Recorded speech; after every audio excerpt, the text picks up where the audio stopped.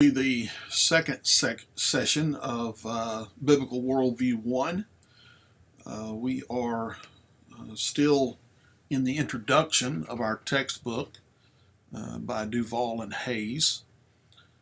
After the children of Israel were brought out of Egypt, they are brought by God to Mount Sinai, and He gives them the commandments as is stated here in the book, but in a broader sense, what God actually gives them is a covenant. Yes, God made a covenant with Abraham, which we've already noticed, but what He does is He makes a covenant with the Israelites. And this is going to have this fact that the covenant is made with the Israelites. It has an effect on us today in the sense that if the Old Testament law or the Old Testament covenant, actually that's a redundancy, the word testament means covenant, the Old Covenant or the Old Testament was given to the Israelites and only to the Israelites, then that means that we, as Gentiles, were never under it. Therefore, we have to ask the question, why do people want to live by the old law? A lot of people look back to the Ten Commandments and they say, well, as long as you live by the Ten Commandments, then you're okay. But it's Paul that says in Galatians that if you try to keep one part of the law, then you must keep all of it. That includes that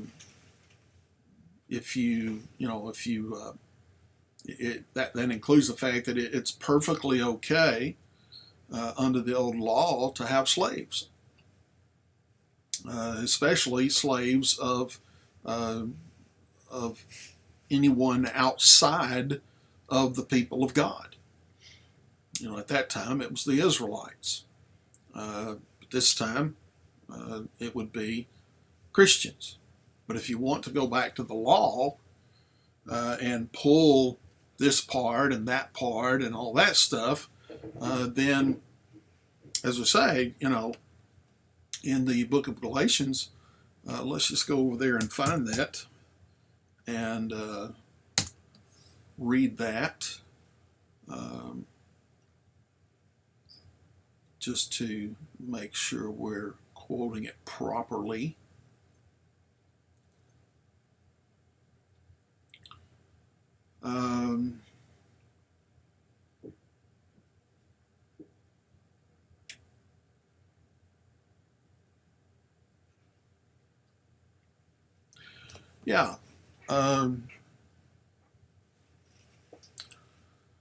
Beginning in chapter 3 and verse 10, Galatians 3:10, for as many as are of the works of the law are under a curse, for it is written, cursed is everyone who does not abide by all things written in the book of the law to perform them.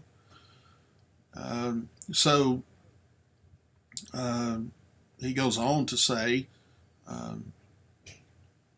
he says, now that no one is justified by the law before God is evident, for the righteous man shall live by faith. However, the law is not of faith. On the contrary, he who practices them shall live by them. Christ redeemed us from the curse of the law, having become a curse for us. For it is written, cursed is everyone who hangs on the tree, in order that in Christ Jesus the blessing of Abraham might come to the Gentiles, so that we would receive the promise of the Spirit through faith. There was a another passage that I was thinking of. Let me just do a search here real quick.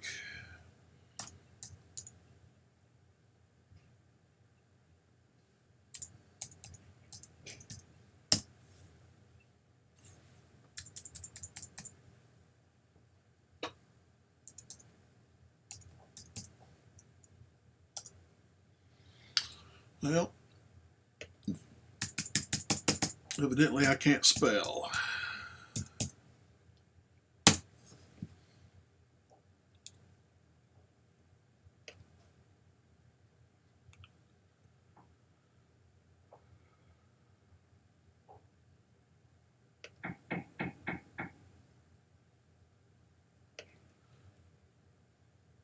Well, I can't find it right off the top of my head here.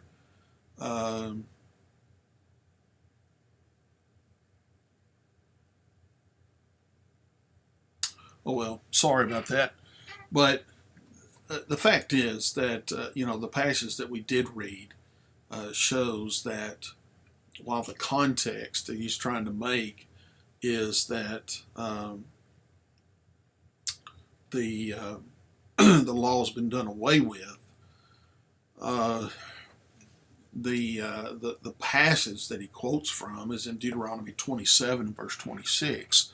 Cursed is everyone who does not abide by all things written in the book of the law to perform them. So if someone wants to go back to the law to get the Ten Commandments, then by implication and by necessity, they would have to take the whole thing. And that includes all sorts of commandments. As we said in our last video, Jesus declared all foods clean. But if you want to go back to the law for your salvation, for your living, and therefore, if you do that, you're saying that it's necessary to live by the law in order to be saved. That's basically what I'm saying here. And if that is the case, then number one, we just read that the law is not able to take away sin. He says in verse 11, now that no one is justified by the law before God is evident. Okay? So you can't be justified by the law. You certainly can't be sanctified by the law. And therefore you cannot be saved by the law. Because the law, as the Hebrew writer put it, the blood of bulls and goats cannot take away sin.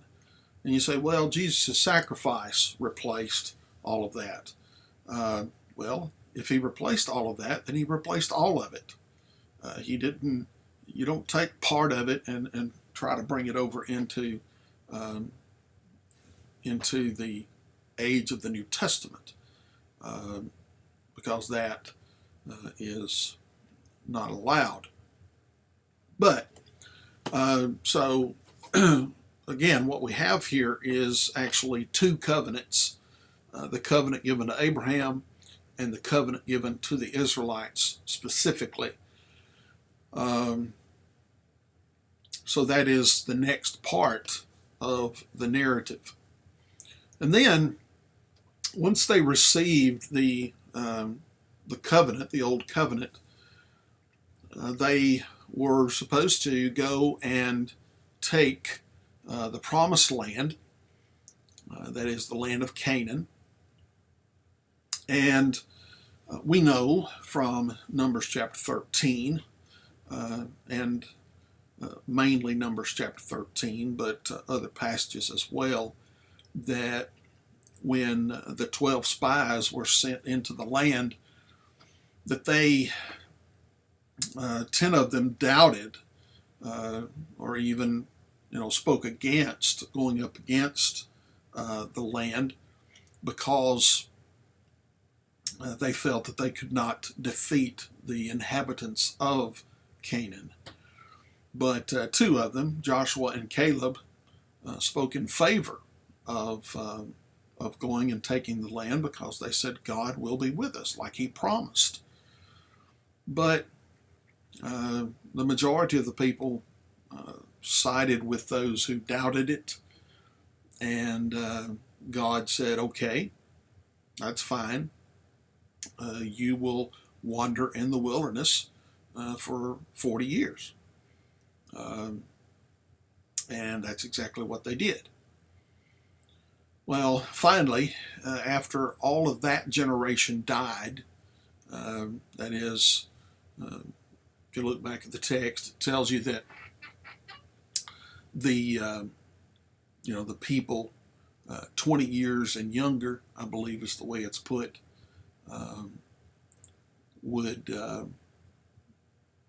be able to come into the land, but anyone over the age of 20, or maybe it's 20 and over, I forget which, but anyone over that particular age, whatever it was, would not enter the land. So all of those people had to die. And, sadly, that includes Moses, because he spoke, or he did not obey God in the matter of getting water from the rock. One time he was, in one instance, he was told to strike the rock, and he did so, obeying God and doing that. But then another time he was told to speak to the rock, but in his anger he struck it. And God said, you did not show me as holy before the people, so therefore you will not be able to go into the land. So only two people out of that generation were able to go, and that is Joshua and Caleb. So when that happens, at the beginning of the book of Joshua, or near the beginning, there's several chapters that deal with different things. But finally, in the book of Joshua, they get to the point where they enter the land, crossing the Jordan River, and doing so at its flood stage. Okay, that was when the Jordan River overflowed its banks in that particular part of the year. And it says that when the feet of the priests, when they stepped into the water, when they touched the water, that God shut the water off upstream. And it says the water piled up at that point. So if the Jordan River is overflowing its banks, it's at flood stage, and God is just piling up that water until all the children of Israel go across. Then that's a lot of water that is upstream somewhere. But that just brings out the immensity of the miracle at that point. But they come into the land, and they are successful in defeating all of the larger nations, larger groups of people, because they all fight together to knock out, certainly with God's guidance and help, to kill and drive out the larger nations that are larger groups of people that are inhabiting the land of Canaan at that point. But then the land is divided up after those major groups are defeated. The land is divided up and apportioned between the 12 tribes. And it is the responsibility of each tribe then to go to their tribal land and drive out the rest of the inhabitants, the smaller groups of people, or the rest of what's left over from the defeats of the larger groups. So they're supposed to do that, and but the idea is that at the end of Joshua, I forget exactly which chapter and verse, it says that all the good promises of God were fulfilled. Not one of them failed. Okay? So this again speaks to the ideas that are being put forth today that, Israel has not yet defeated their enemies, and while they were given the land in 1948 by the United Nations, they have not driven everyone out, and they're waiting on the Messiah to come. If we're talking about this from a Jewish perspective, they certainly don't believe that Jesus was the Messiah, okay, because they killed him, and, according to their tradition, Jesus was never raised from the dead. It was all a hoax, okay? But according to them, they are still waiting on their Messiah, and when he comes, he will raise up an army and drive out all non-Jews from the land of Israel, and he will sit on David's throne and reign over the earth. That's from a Jewish perspective. From a Christian perspective, or at least a Christian point of view that is held by some people, Jesus was not able to set up his kingdom when he came, and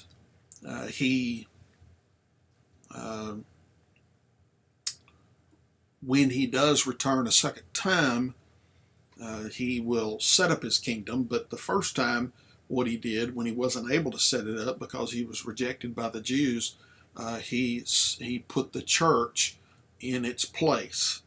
Okay, but when he returns a second time, he also is going to, in their thinking, raise up an army. He's going to defeat not only all those who are still occupying the land of Israel that are not Jews. He's going to drive them out with his army and so forth, but he's also going to have an army that will not only defeat those enemies, but defeat all his enemies. And he will reign from Jerusalem on David's throne for 1,000 years. And then after that, there will be some events that happen. I forget the order of events in this particular teaching, but the idea is that then everyone that is supposed to go to heaven will go there. But and I say all this because it's all connected back to the land promise. People say that the land promise has not been yet fulfilled, but the fact is the book of Joshua states very clearly that it was. And while the land was given to them, here's where the catch is, so to speak. While the land was given to them and the promise was fulfilled, they did not drive out everyone. They were, some of them decided that, well, they just couldn't defeat the enemies within their particular territory, so they just were going to coexist with them. Others, just again simply said that they weren't going to do, or they couldn't do what God said. So God very clearly states there in the first part of Judges that he left them there because they would not drive them out. God wasn't going to drive them out. He left them there to be a thorn in their side, to be punishment to them. And that's exactly what happens. And again, as the textbook says, the bad news is that soon after the death of Joshua, And during the time of the judges, God's people became just as sinful as the wicked Canaanites that were supposed to drive out of the land.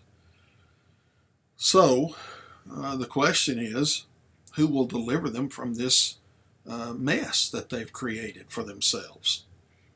Well, that's when the next part of the narrative comes to be. That is, over the period of the judges, God raised up what we term as judges. That's why the book has its name. But literally, the idea of a judge in the book of Judges is more of a deliverer, okay, a hero, so to speak.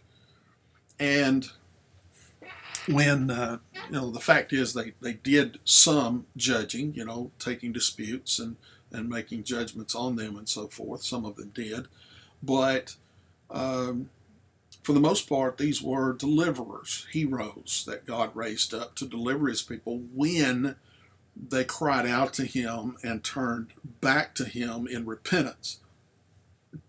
But, as long as they were in sin, then God was not going to deliver them. He was going to punish them, just like he said he would in Deuteronomy 28 and other passages. See, one of the things that we're going to learn as we go through this class is the fact that God always keeps his promises. God always keeps his promises. Now, let's take a few minutes here and talk this out. Whenever people talk about, even today, God keeping his promises, 99.9% of the time they are talking about the good things, the blessings, salvation, and a roof over our head and food to eat and clothes to wear and so forth and so on. God is good, and he's good all the time. Okay, and that is very, very true. But that's the focus of the discussion when we talk about God keeping his promises. But the fact is that God also keeps the promises of punishment. If you do what I say, I will bless you, I will keep you, I will protect you, and so forth. And even then, we must understand that is a general sense, okay? That is generally true. It's not true in every single case that God will protect us from harm, okay? I mean, if we stand on the train tracks and stand in front of the train as it's coming and don't move out of the way, then certainly not. God is not going to stop that train. Okay, He's not going to, do that kind of thing because we're stupid enough to do that. But even the best of people, okay, even the best of people get cancer, and they are in car accidents, and they are killed, and they die. Okay, so, and that's another discussion to have concerning death and why it's here. But the fact is that God does not promise to keep us from every bit of harm, and there will be no disease and no accidents and no problems in our lives. Okay, he never promises to keep us out of that. He never promises to protect us from that. He does promise and did promise and keeps his promise to be with us at all times, even in the midst of the darkest days. Okay, that's his promise. But getting back to my point, God also made promises concerning punishment. And the people of Israel is basically the perfect example here. And that is that during the time of the judges, during the time of the kings, especially Saul and David, especially after he sinned. Okay, because as is pointed out in the next point, David's kingdom became as perfect as a kingdom could be under the guidance and rulership of God, but it wasn't perfect. Okay, but the idea is that when the people of Israel disobeyed God, God did just exactly what he said he would do in the law. He brought famine, locusts, diseases against his people. And then when they didn't listen to that, he brought invading armies into their land. And when they didn't listen to that and take that lesson and turn back to him, he took them out of the land.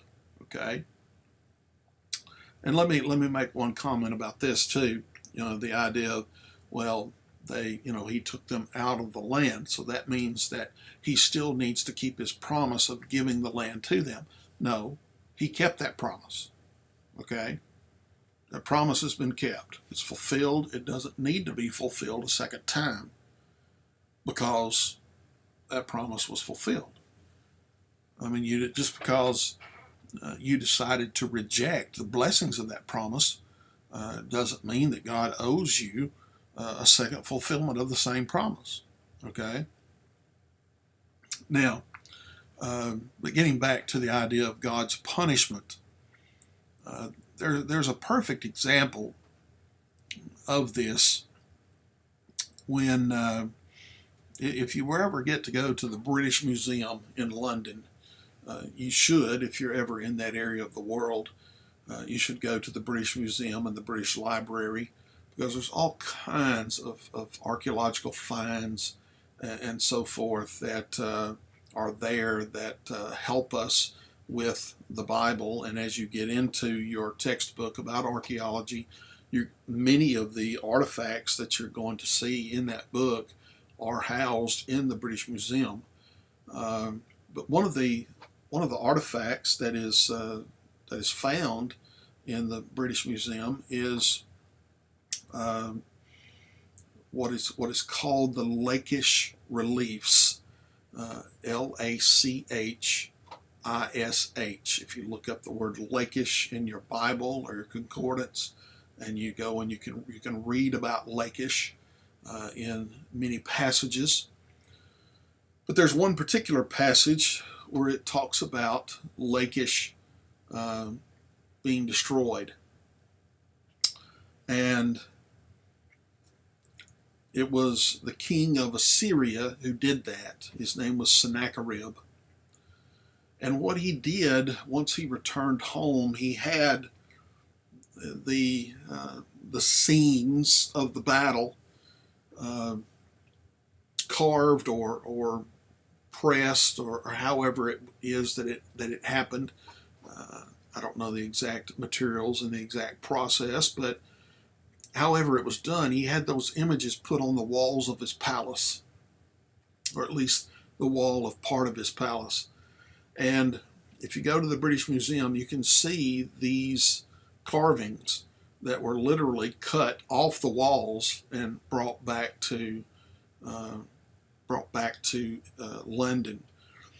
And on these reliefs, on these carvings, you have pictures, carvings of people there on the wall, and their hands are stretched out in front of them and tied to the ground. Their feet are stretched out and tied to the ground, and they're laying flat on the ground, face down, and they have been stripped of their clothing. And the Assyrians are taking knives, probably flint knives or maybe metal knives, since metal was very much in use at that time. But taking some kind of sharp instrument, and they are peeling the skin off the backs of these people. Okay? So my point in telling you all this is the idea that, if God sitting up in heaven looks down and he sees, he sent this army against Israel to punish them, and he sees his people literally being filleted alive, okay, the skin just being peeled off of his people. And he looks down and he sees that, and you would think that the way some people talk about it, that, God always protects his people and no harm will ever come to them and so forth and so on. You would think that the way they talk about it, that God looking down and seeing that happening to his people, he would say, oh, no, I didn't mean for that to happen. No, that's not what I intended at all. Oh, I don't want my people to suffer. And, just break right in and say, stop it, and deliver his people and heal them and put them back where he wanted them to be. Drive out the Assyrians and their armies. That would have been the perfect time for him to say, I was wrong. I shouldn't have done that.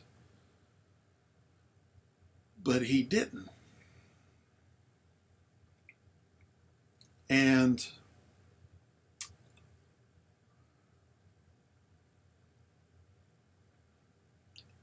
that just proves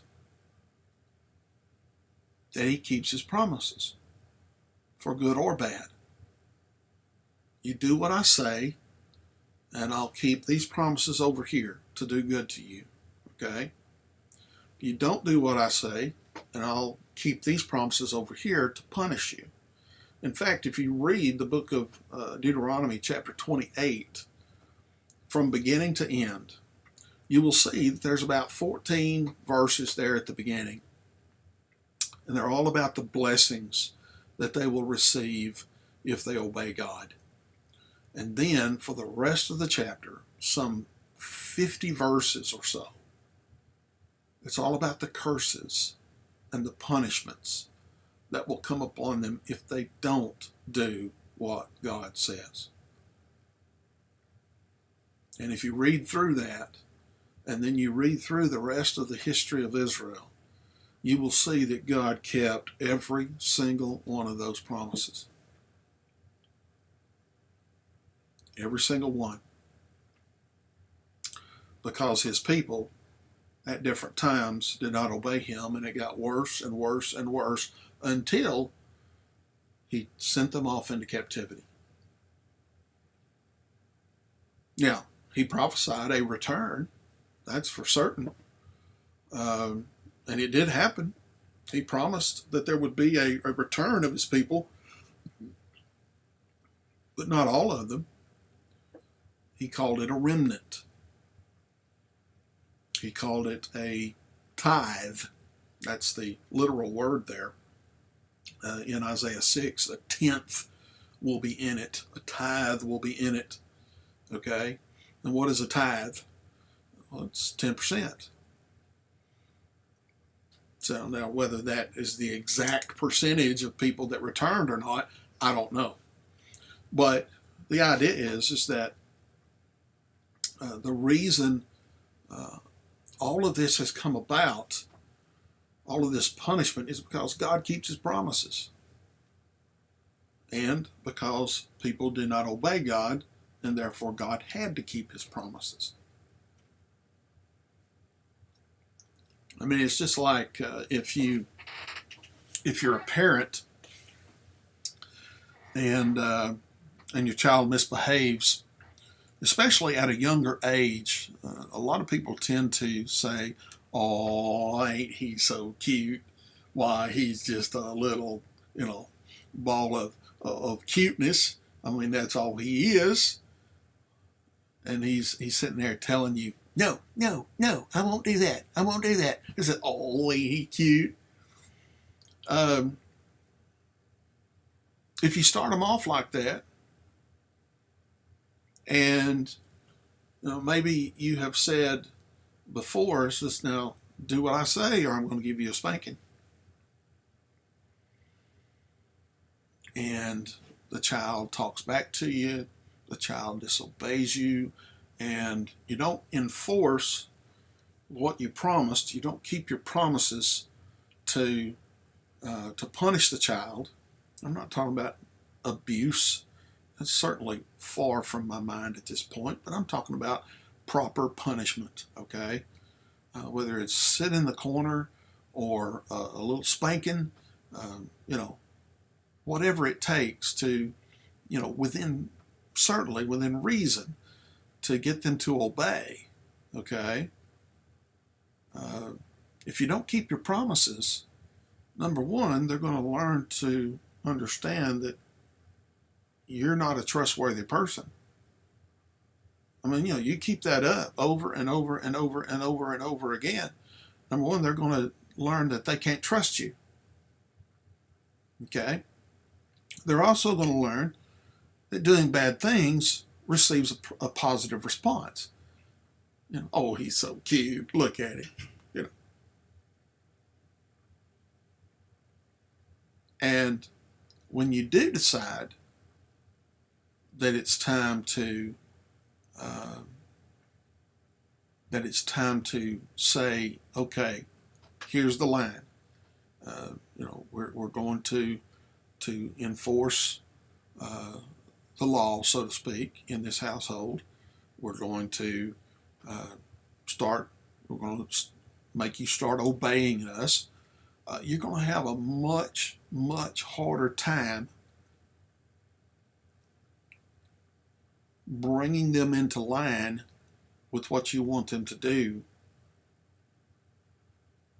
if you have not trained them from the very beginning to do what you want them to do and what you tell them to do. And if you say no, then you better mean it. And if you say, if you do that, I'm going to spank you, you better follow through with it. Now, what does that mean? That means, number one, you need to be careful when you make those promises. Okay? When you make those statements. Don't make them if you don't intend to follow through with them. Okay? But the Bible says that a child that is undisciplined is a shame to their parents. I mean, it's just not good for anybody. It's not good for your family. It's not good for them, the children. It's not good for society. It's not good for anybody to let a child just do what they want. Okay? But again, this all ties back to what we're talking about here, in that they suffered for what they did. And this goes throughout Israel's history. Again, except for that short period of time in David's 40-year reign. Okay? It certainly was shorter than 40 years, because there was a period of time when he disobeyed God, and therefore he began to be punished. And therefore the kingdom suffered. Okay? Suffered many things because of his sin. So it's something less than 40 years, just exactly when he committed his sin with Bathsheba and murdered her husband, as well as the men standing around her husband. So David's not just a murderer, he's a mass murderer. Okay? So it's some point shorter than 40 years. And, Solomon reigned righteously and good for a while. So there was that period of time when it was all was good and there was peace and so forth. But at just exactly what point in his 40-year reign he went bad, we don't know. But my point is that almost from the very beginning, God's people turned away from him and did not obey him, and God kept his promises of punishment. Now, just one last thing I'll say about this, and we'll move on, and that is that people look at the Old Testament and they say, well, that was a different God. That was a God that was harsh and he wasn't as merciful. Certainly didn't have those characteristics, didn't show those characteristics, of grace and mercy and kindness and so forth. He was a harsh God. He was a mean God. But now, after the cross, he has become loving and gracious and merciful, and he is a different God. Well, the scripture says that God is the same yesterday, today, and forever. That there is no change with him. There is no, as James puts it, there is no shadow of turning. That is, when God turns, he doesn't cast a shadow. He is the source of light in that sense. Okay? He is the source he is love, according to John. God is love.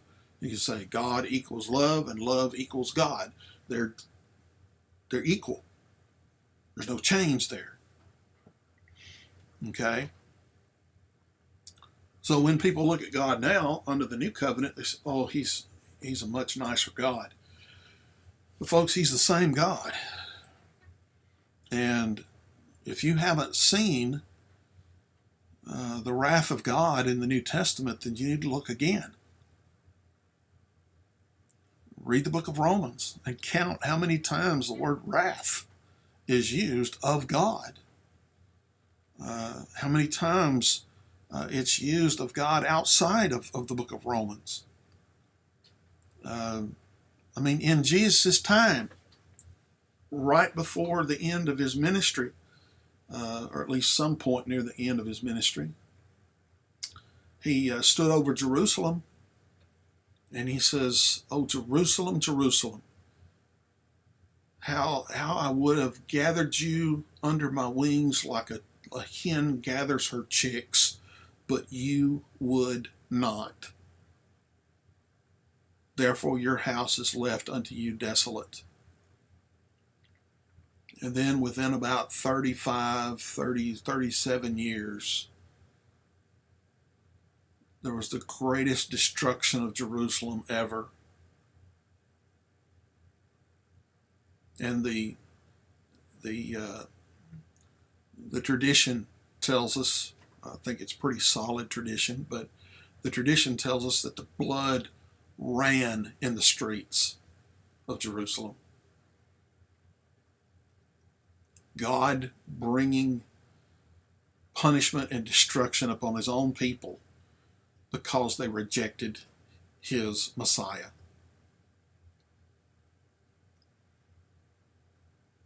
And that happened under the New Testament.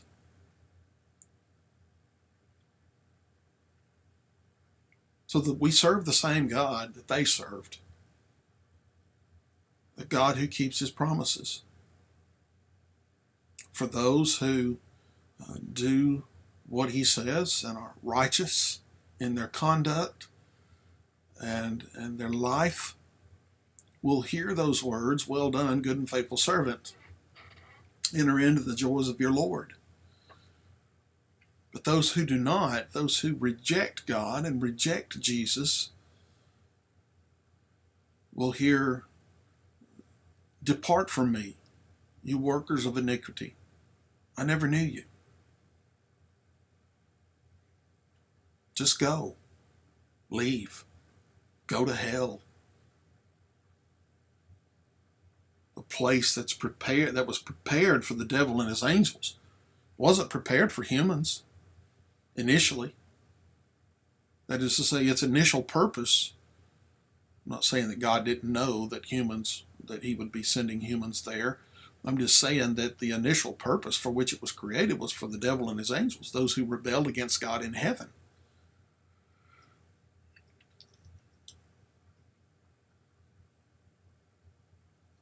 So we serve the same God as those people did in the Old Testament, and we serve the same God that always keeps his promises. Now, once, I got off on this track with the idea of the judges being raised up and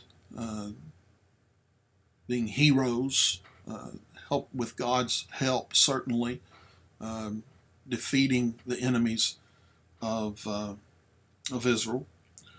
But as you come to the end of the book of Judges, you see all this wickedness that is there, and you come. There's even it has devolved so much that the Israelites are fighting amongst themselves. Okay, fighting against each other. And then you have the beginning of 1 Samuel, where it says in the very first verse, in the time when the judges ruled, okay, so the period of the judges actually goes over into the beginnings of 1 Samuel, and you have Samuel born with God opening the womb of his mother so that he could be born, conceived and born. And then he is raised up as the last judge, and I guess technically not so, but officially so, the first prophet. Okay? Because Moses is called a prophet, Abraham is called a prophet, and so forth. But when you come to the official office or function of prophet, okay, Samuel's the first one, but he's also the last judge. And so as Samuel is going about doing his job as judge and prophet, the people speak out, they rebel, you might say, and they demand a king. Now, if you read through the law of Moses, you will know, I think it's in Deuteronomy, that God had already prophesied or already said, when you go into the land and when you have a king, he's to act this way, this way, and this way. Okay? So it's not like this is a surprise to God, but it's, and it was always in his plan, but it comes about as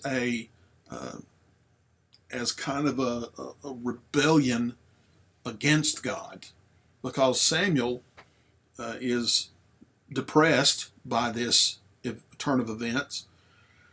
And God says to Samuel, he says, don't worry, they haven't rejected you, they've rejected me as being their king. Okay? And he goes ahead and he sets up the kingdom. And the first king is Saul. He doesn't do well. He starts out well, but he very quickly disobeys. And he reigns for 40 years also. But then, before Saul is killed, several years before his reign ends by his death, David is brought on the scene. Okay? And as I said, he does extremely well for a while. Finally becomes king after Saul's death, but he's only king of Judah for 7.5 years, and finally the northern kingdom, the Israelites, I say northern kingdom, the kingdom is not yet divided, but there is a fractured state to it even at this point.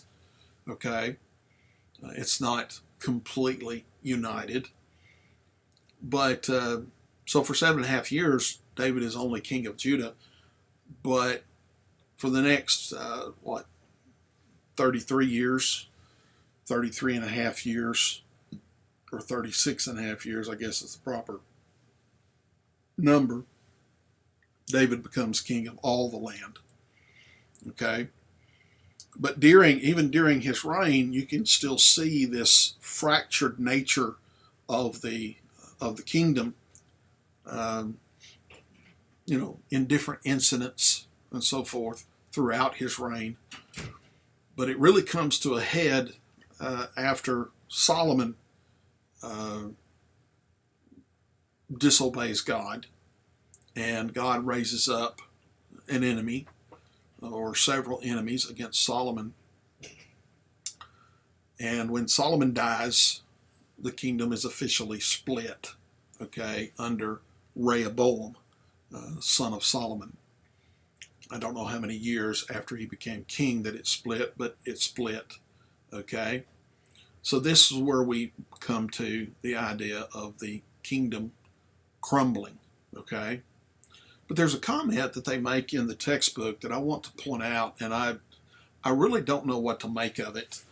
And I may be off on this. I may be reading it wrong, but on the 5th line of the paragraph that is entitled "Creation of the Kingdom," on the 5th line at the end it says, "But just as this seems to be within reach," that is, the righteous and just kingdom that God wants, okay, the perfect kingdom that he wants, the perfect ruler for his people, and so forth on earth. David commits adultery and murder. And then they have a phrase, the last part of the sentence, it says, "leaving us to look elsewhere for a true righteous Messiah or ultimate deliverer." Again, maybe I'm reading the sentence wrong, but it seems to me that the authors were intending to say that if David had worked out, if David had turned out to be the perfect king. Hi, this is Miranda with Terminex, the Relentless Defenders of Homes. May I speak with James?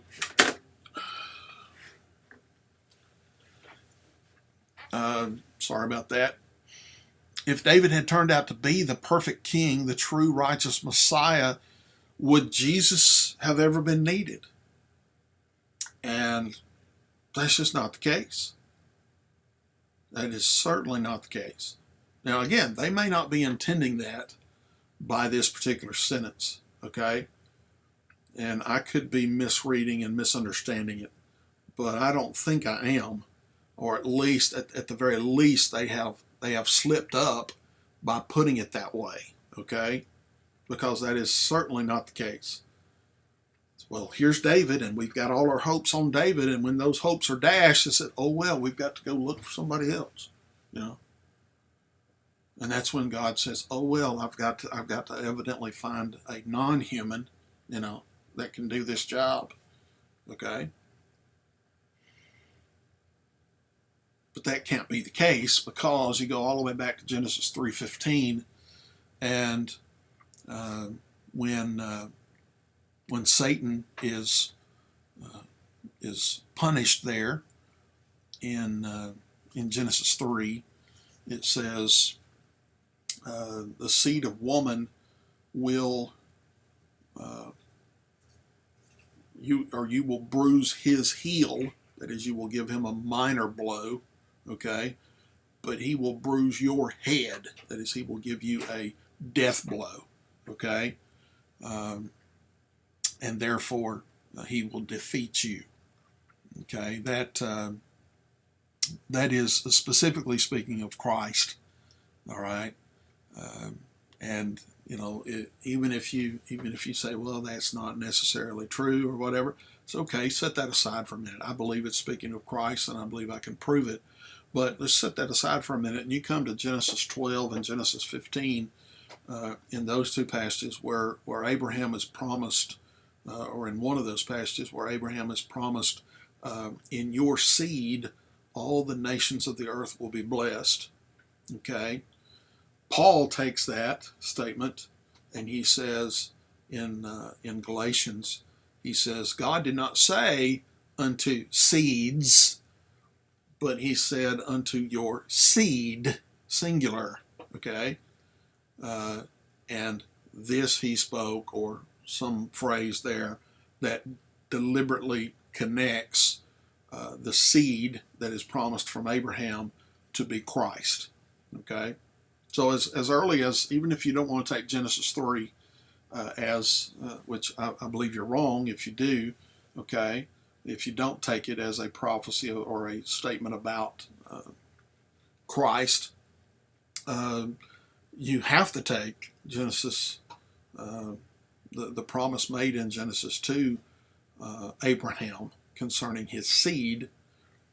You have to take that as speaking of Christ, because Paul said it did, okay, by inspiration of the Holy Spirit. So, as early as Genesis, you have the Messiah promised, and the Messiah is Jesus. And while there were several different types of Messiahs, because the word Messiah simply means anointed, okay? All it means is anointed one of God, okay? Basically, anointed of Yahweh, okay? There were several people throughout history that were messiahs, okay, in the sense of anointed by Yahweh, chosen by Yahweh to do a certain thing. If the word Messiah is used of the kings of Israel because they were anointed by prophets to be king, okay, therefore anointed by God. It is used of the priest, okay. The priests were anointed when they came to their time of service in the tabernacle or the temple, and therefore they are called Messiah.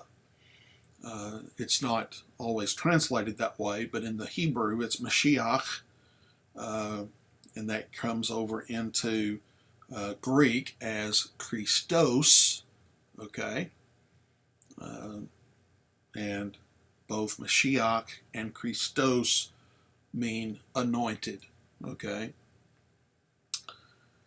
So there were prophets that were anointed, priests were anointed, and kings were anointed.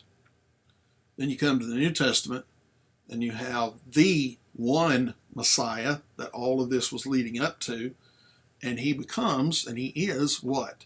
Prophet, priest, and king all in one. Okay? So, getting back to the point here, the kingdom crumbles, and then you have God continuing to want to be in fellowship with his people.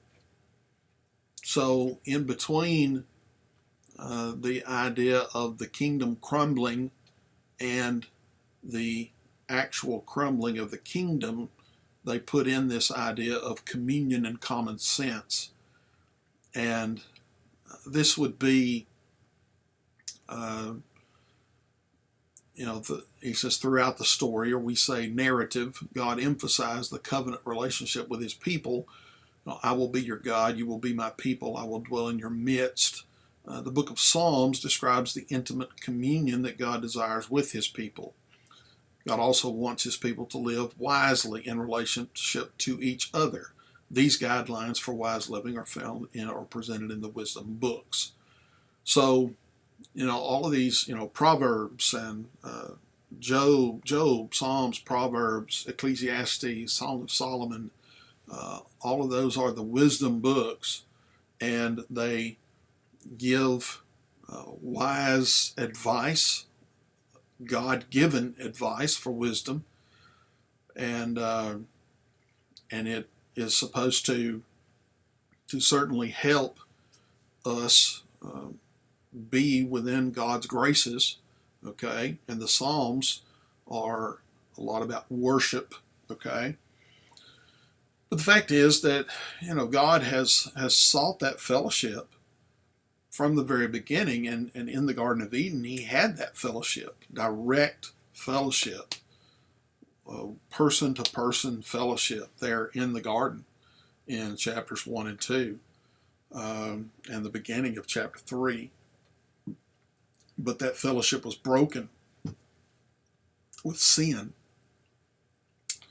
And the rest of the Bible, the rest of the narrative, is all about God doing everything that he can to bring man back into fellowship with him. Okay? And we'll talk more about this comment, I will be your God and you will be my people. I will dwell within you, and so forth. We'll talk more about that later, because that is a significant